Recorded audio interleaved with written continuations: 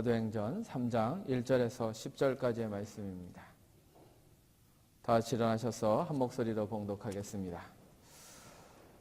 제9시 기도 시간에 베드로와 요한이 성전에 올라갈새 나면서 안진병이 된 자를 사람들이 메고 오니 이는 성전에 들어가는 사람들에게 구걸하기 위하여 날마다 미문이라는 성전문에 두는 자라.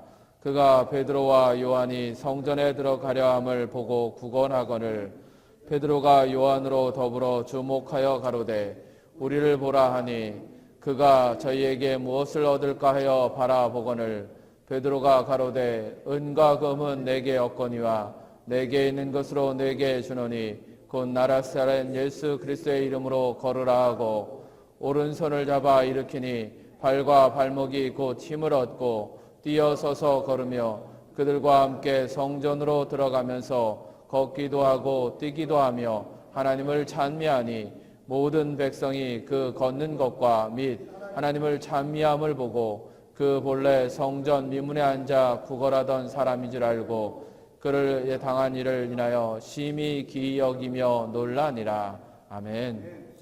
자리에 앉으시기 바랍니다. 독수리가 되고 싶어 했던 닭에 대한 우화가 하나 있습니다.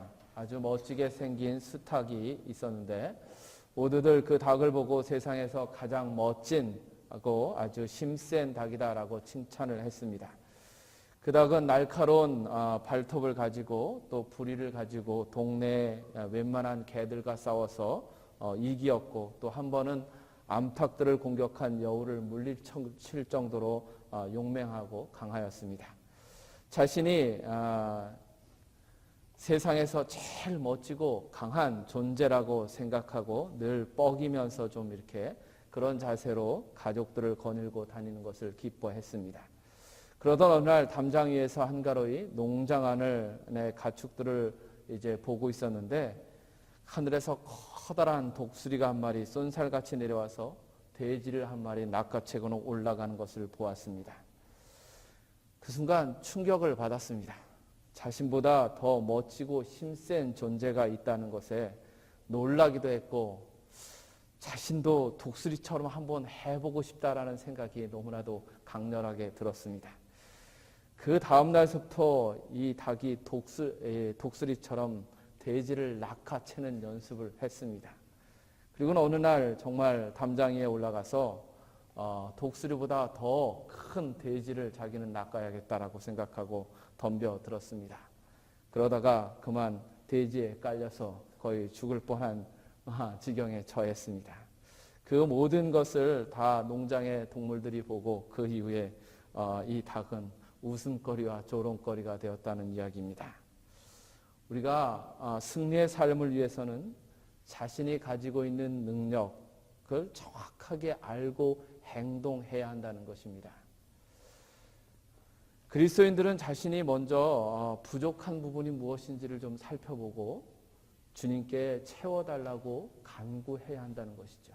그리스도인의 삶이 승리의 삶이 될 수 있도록 하기 위해서 또 그 삶이 정말 하나님의 축복 안에 거하는 삶이 되기 위해서는 자신을 먼저 살펴보고 자신에게 부족한 것이 무엇인지를 알고 그것을 그리스도께 채워달라고 기도해야만 하는 것입니다. 그 체험이 다른 사람을 따르는 것과 같은 그런 것과는 허망하지 않고 또 그 체험을 통해서 하나님의 복을 이룰 수 있다는 것이죠. 만약 그리스도의 체험이 없이 그냥 다른 사람을 따라하게 되면 결과는 허망하고 헛된 것이 되고 말아버립니다. 자신에 대한 인식 없이 그저 다른 사람을 따라하게 되면 좋은 열매를 맺을 수가 없습니다. 다른 사람을 따라하는 것은 언제나 좋은 것만 보고 따라하게 된다는 것이죠. 그 사람이 성공한 이후의 모습만 보고 따라하게 된다는 것입니다. 다른 사람이 성공한 이후의 모습만을 부러워하면서 따라하는 것이기 때문에 오히려 어떻게 보면 해악이 되는 경우가 참 많습니다. 그가 겪은 인생의 고난을 보지 않기 때문에 위험한 것이죠. 그 과정을 보지 않고 화려한 열매만 보고 그 열매 얻는 것만 따라 하려고 하는 것입니다.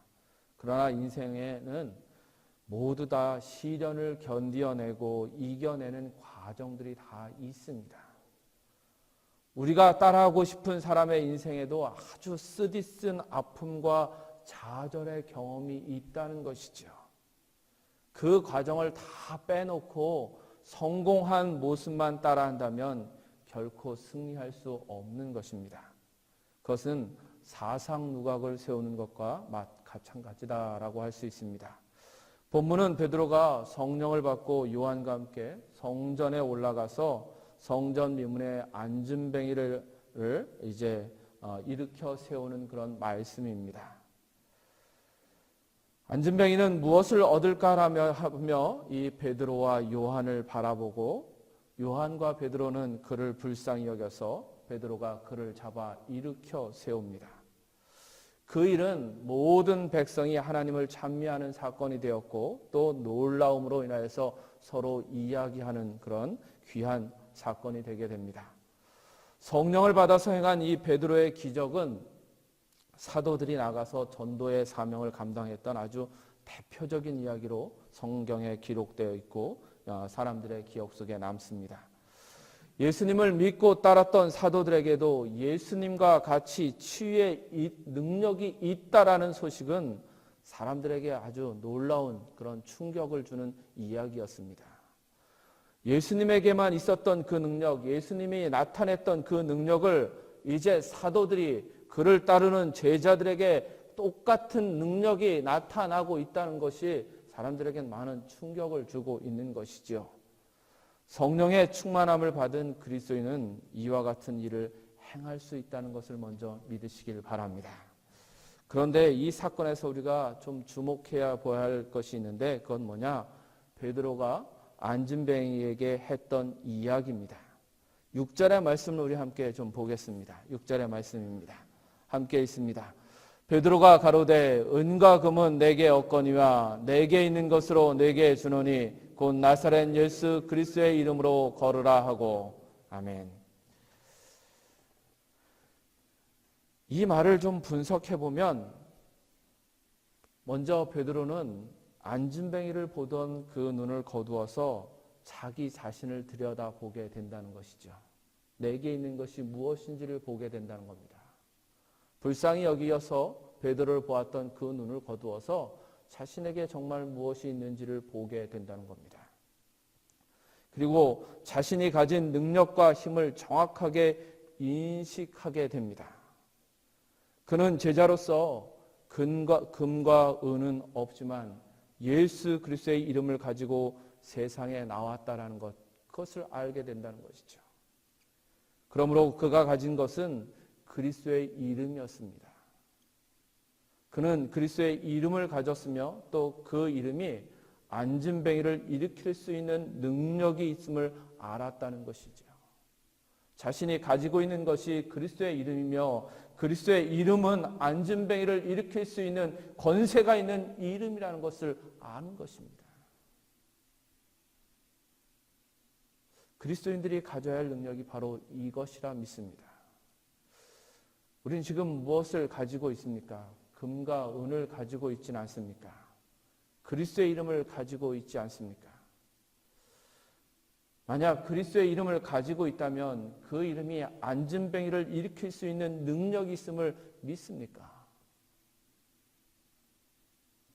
혹여 금과 은의 힘이 더 크다고 믿고 있지는 않습니까?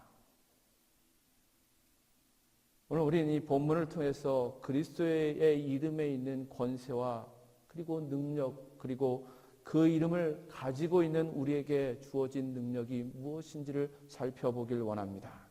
첫째는 은과 금이 없어도 자신감을 가지라는 것입니다.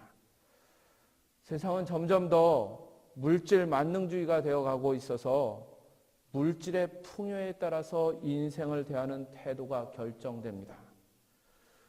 은과 금이 많은 사람은 자신의 재능이나 자신의 능력과는 상관없이 자신감으로 가득하고 아무리 뛰어난 능력과 인격을 가지고 있어도 물질이 없으면 왠지 기가 죽는 세상이 오늘의 세상입니다.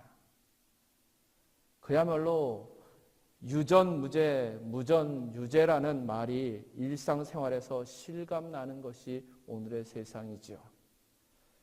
옛날에는 병자들이 죄인이라고 생각해서 자신을 존중하지 못했지만 오늘날에는 가난함이 마치 죄인인 것처럼 부끄러운 자아상을 만들어내고 있습니다. 이런 왜곡된 자아상으로 인하여서 우리는 성공과 또 행복한 삶을 살지 못하는 사람이 되기 참 쉽습니다. 많은 사람들이 자신이 가지고 있는 능력이나 재능과는 상관없이 지금 자신에게 은과 금이 없다는 것 때문에 자신감을 잃고 자신을 작은 존재로 보기 때문에 정말 누려야 할 행복 그리고 만들 수 있는 그 삶을 온전하게 이루지 못하면서 사는 것입니다. 심리학적 증거에 따르면 우리의 행동은 우리가 가지고 있는 자아상과 아주 깊이 연결되어 있다고 합니다. 부정적이고 주눅 들어있는 자아상을 가진 사람은 하나님께서 계획하신 그 크고 놀라운 축복을 보지 못합니다. 하나님께서 아무리 좋은 것으로 계획해 놓으셨어도 그 부정적이고 주눅진 자아상을 가진 사람은 그것을 보지 못하고 소망하지 못한다는 것이죠. 언제나 하나님이 계획하신 것보다는 작은 것, 훨씬 작은 것을 품고 훨씬 작은 것도 정말 내가 할 수 있을까? 나한테 그런 일이 이루어질 수 있을까? 하는 그런 불신 속에 사로잡혀서 살아가게 된다는 것입니다. 하나님은 우리가 믿는 대로 기도하는 대로 복을 주시는 분임을 믿으시기 바랍니다. 하늘의 보화의 창고에는 여러분 우리가 아무리 큰 꿈을 꾸어도 이루어질 수 있는 그 보화와 하나님의 능력이 있습니다. 우리가 어떠한 소망을 가져도 그것을 이루실 것들로 이루실 능력으로 하늘의 보화에는 채워져 있다는 것입니다. 그러므로 하나님께서는 너의 입을 크게 벌리라고 말씀하셨습니다. 하나님의 기쁨은요, 그 하늘의 보화를 꺼내서 주실 때 가장 기뻐하십니다. 그런데 그러기 위해서는 여러분 우리의 소망과 우리의 믿음이 필요한 것입니다. 하나님께서 하늘의 보화를 열어서 꺼내주기를 원하시는데 그러기 위해서 우리의 믿음과 우리의 소망이 필요하다는 것이죠. 믿음으로 소망할 때 그 믿음이 너무나 사랑스러워서 소망을 이루어주고 싶은 아버지가 되는 것입니다. 아버지들이 자녀를 키우면서 제일 보기 싫어하는 것이 뭐냐면 자녀들이 자신 없어 하면서 기죽어 있는 것입니다. 자기는 기죽어도 되는데 자녀만큼은 기죽지 않았으면 하는 것이 부모들의 마음 아니겠습니까? 그래서 자녀가 기죽어 있으면 왠지 그냥 화도 나고 큰 소리도 치게 되는 것입니다. 잘못해도 자신 있게 해나가면 그걸 할 수 있도록 돕고 싶어서 견딜 수 없는 것이 아버지입니다. 은과 금이 없다고 자신의 자아상을 작게 만들지 마십시오. 세상은 은과 금이 없는 사람들을 계속 작게 만들고 있지만 그러나 그리스도를 믿고 하나님 앞에 서 있는 여러분은 은과 금이 없을지라도 자신을 작은 존재로 만들지 마십시오.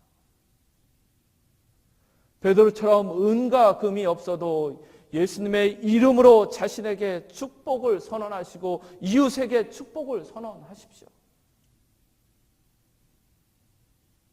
은과 금으로 할 수 있는 것보다 더 큰 것을 이룰 수 있음을 믿고 또한 은과 금으로 해줄 수 있는 것보다 더 큰 것을 해줄 수 있는 그 자신감으로 축복을 선언하십시오. 자신에게만 아니라 가족에게 그리고 이웃에게 그리스도의 이름으로 축복을 선언하십시오. 그리스도의 이름으로 소망이 이루어짐을 선포하십시오. 그때 분명 주님의 놀라운 기적을 맛보게 될 줄 믿습니다. 두 번째는 예수 그리스도의 이름으로 행하라는 것입니다. 예수 그리스도의 이름에는 세상을 이기는 권세가 있습니다. 성서는 그리스도의 이름으로 구하면 하나님께서 무엇이든지 이루어 주신다고 약속하고 있습니다. 우리는 그 이름의 권세를 사용해서 축복된 삶을 살 수 있으며 그렇게 살아야만 합니다. 우리가 가지고 있는 것, 우리에게 주신 그 예수 그리스도의 이름을 가지고 그 권세를 사용해서 축복된 삶을 만들어야 한다는 것입니다. 그런데 그 이름의 권세를 누리지 못하며 사는 것이 현실입니다. 왜 그렇습니까? 그리스도의 이름보다는 자신에게 은과 금이 없다는 것, 즉 자신에게 있는 그 부족한 것을 더 크게 보기 때문입니다. 제가 큰 교회 목사로 부목으로 전도를 하러 나갔을 때 만나는 사람들에게 자신 있게 우리 교회 오라고 이야기를 하면서 느낀 게 있습니다. 부목으로 올라가기 전에 개척교회 담임자로 있을 때는 사람들에게 교회를 소개하는 데서 굉장히 자신감이 없었다는 것입니다. 어느 교회냐고 물어보면 설명하기가 그때서부터 어려워지기 시작합니다. 어디 골목에 들어가면 작은 사무실 하나가 있습니다. 거기에 교회가 있습니다라고 설명하는 게 너무나도 힘들었습니다. 그런데 큰 교회 부목이었을 땐 마치 너무나 자랑스럽게 교회를 소개하고 오라고 했던 그런 모습을 보였었습니다. 작은 교회라는 그 약점, 부족한 점 보았기 때문이었습니다. 사탄은 우리가 소망을 위해서 무엇인가를 하려고 할 때마다 우리 곁에 와서 자신감을 잃게 만듭니다. 연약한 부위를 크게 보게 만들고 또 은근슬쩍 우리 마음에 우리의 부족한 것, 그걸 떠오르게 한다는 것이죠. 그 일을 할 수 없는 수만 가지의 이유를 찾아내는 능력을 우리에게 줍니다. 이 사단이 주는 능력은 우리가 무엇인가 우리의 소망을 이룰 수 없는 이유를 찾아낼 수 있는 아주 능력을 탁월하게 만들어줍니다. 그래서 없던 이유도 샅샅이 뒤져서 발견할 수 있는 그런 능력이 갑자기 생기게 됩니다. 그래서 할 수 없는 이유를 수만 가지 만들어내게 되죠. 그리고 사단이 주는 능력은 안 되는 이유를 귀신같이 찾아낼 뿐만 아니라 그 이유에 찰싹 달라붙는 능력까지 줘서 어떤 증거, 어떤 것으로 보여줘도 고집을 풀면서 자신은 안 된다라고 생각하게 된다는 것입니다.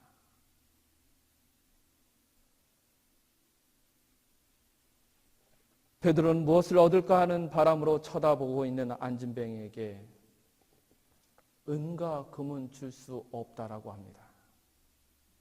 은과 금은 줄 수 없다고 또한 기죽지 않습니다.